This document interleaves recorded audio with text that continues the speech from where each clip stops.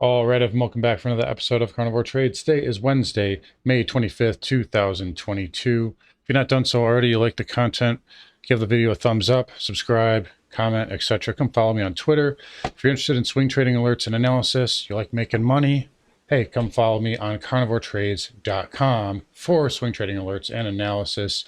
Anyways, markets here getting a nice squeeze here after the FOMC minutes.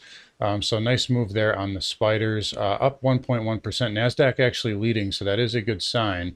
NASDAQ up almost 2% here. You can see Tesla having a nice day, up 6%. Was leading the market early on, and now it's started to tail off a little bit, maybe a little bit of exhaustion here, but still got a good shot to move up here in the last half hour of the day here.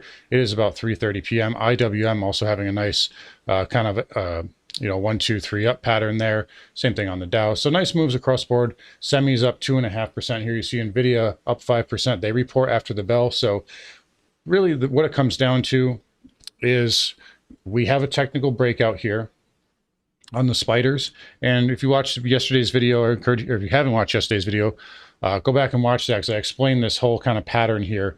But basically, if you're the bears tomorrow, or really after the close, you want to find anything wrong with NVIDIA's earnings, even if they're good.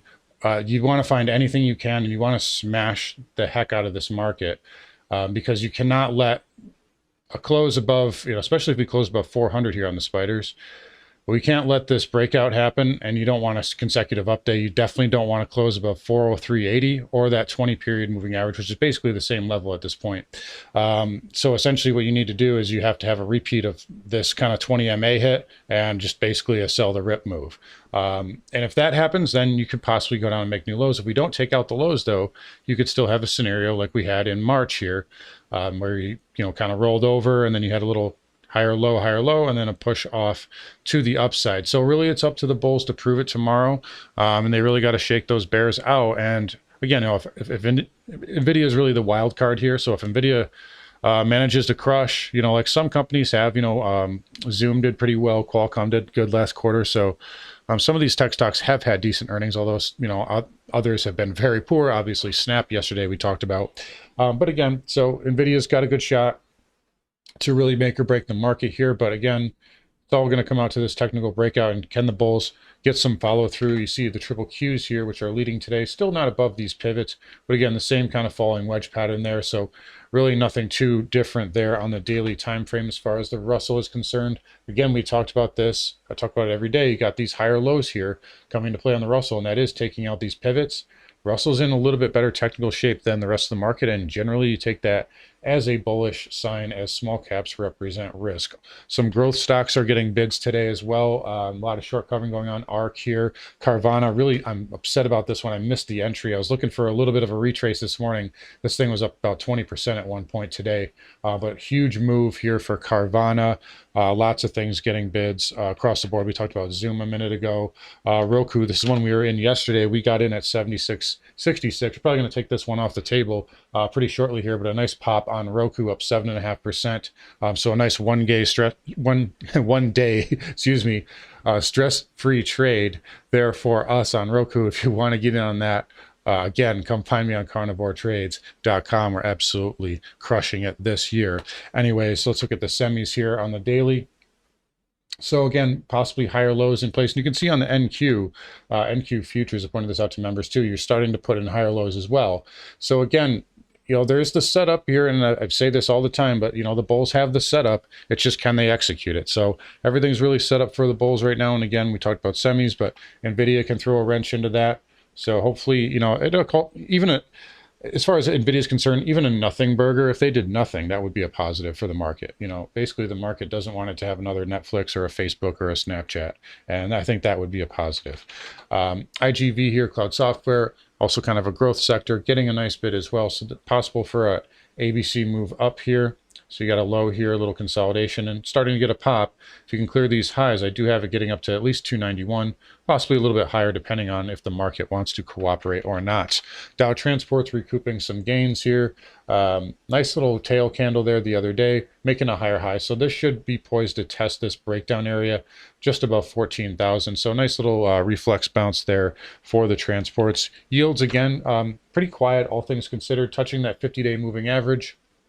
So it may get a little bit of a bounce here moving forward, but again, I do expect the 10-year to get down to that 2.5 area shortly. 30-year is holding up a little bit better. So probably going to be looking at about 2.8 there on the 30-year before you get a good sized bounce. HYG was nicely green yesterday, and look at the pop today. So here's probably the biggest positive for the market right now.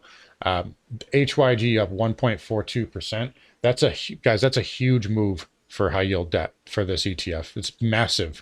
So that's a major positive for the market. JNK up 1.5 and LQD up nicely as well, up just under 1%, so 87 basis points there. So this is a huge positive for the market here. And if there's anything that's going to be kind of highlighting a potential underlying squeeze that could be coming, it's going to be this, and it's going to be the Russell showing leadership, like we've mentioned here. Anyways, home builders getting a nice bid. So XHB up 3.72% currently. ITB also up nicely, up 4.2. Again, looking for about 60 bucks on this. I don't see it getting much above that, but a nice little pop there for ITB. VNQ going to have some resistance up at this red bar high and 100 bucks. I would say that 20 period moving average is somewhat minor. It doesn't mean it won't pull back a little bit off it. You do have this pivot that is kind of coinciding with that, so maybe it gets a little bit of a pause there, but ultimately I think it at least gets back up to test that 100 handle. XLF, so was weak a little bit earlier. It was really kind of flat. Look on the intraday here. So really kind of a flattish day, and then really took off to the upside there after the FOMC minutes. JP Morgan, you can see there, very flat all day long, very tight range, and then a nice pop. So Finn's starting to participate in the rally, and that has really helped out the market. Overall, nice little pop for the financial sector. Broker dealers still struggling with these pivots here, but I still think it can get through that. We get just one more follow through day, and it should be in squeeze mode there, and obviously high yield debt helping out those broker dealers. Moving on here to energy. So again, crude getting a bid, then came off the highs a little bit. Again, analysis hasn't really changed. Kind of looking for it to fill this gap and get above this red bar high, and then we'll see how it reacts from there. I do kind of like the higher lows right now. So if it gets rejected at gap fill and takes out this pivot, that might change. But the higher lows suggest that it is, it's holding up really well. XLE continues to make new highs. The one thing I was just telling members, though, the market's not going to be able to hide in these names forever. And when margin man calls, he's going to call, and it's going to hit all of these stocks. So don't think that these stocks are going to go up forever. The market was hiding out in the Procter Gamble. It was hiding out in Kim Clark. It was hiding out in Pepsi. So, and these stocks have come off their highs pretty sharply. And I think energy is kind of the next one to get hit. But if we get some type of relief rally here in the broad indices, the XLE will obviously hold up, although I think tech will outperform here if that does happen. And then lastly, nat gas here, pushing to new highs again, but did come way off the high. So again, we talked about that yesterday.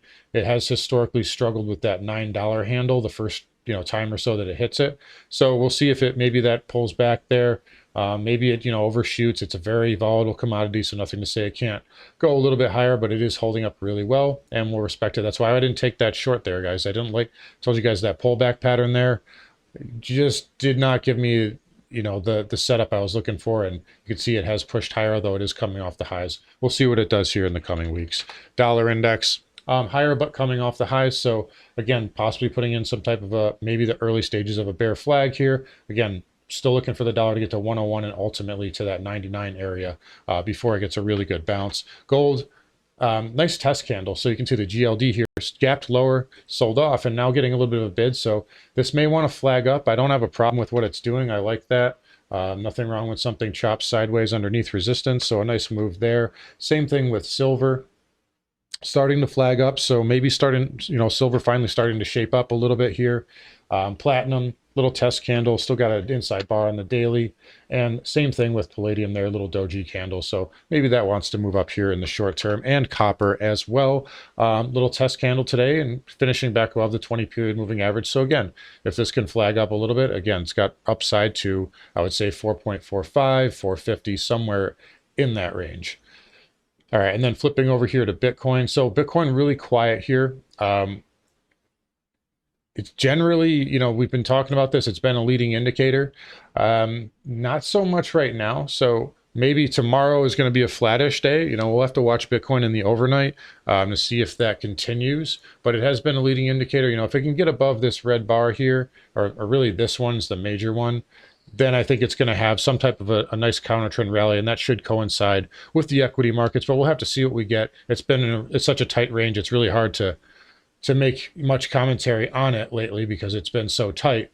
But that's just the nature of it. When you have a shock wave like this, sometimes it takes a little bit of backing and filling before it can work itself out. All right, anyways, let's flip back over here. So markets close in about 20 minutes. Let's flip back over to the Spiders Daily. I see the IWM pulling in just a little bit here. Oh yeah, so pulling just a little bit off the highs. It looks like we're going to hold most of the gains here. There's still about 20 minutes left. They could give us a little bit of a bid. Maybe they want to, you know, maybe the bears come in here and keep it off that 400 handle. But either way you slice it, a nice move here, and it does look like we're going to break above this trend line. But again, what it really comes down to is follow through, follow through, follow through. We get that, then I think we're going into squeeze mode. Target one would be around 410, 411. You get above that pivot there and fill this gap, you're going to 420, maybe 425. All right, guys, going to wrap it up here. Thanks for watching. Come find me on carnivoretrades.com, and I'll talk to you all tomorrow.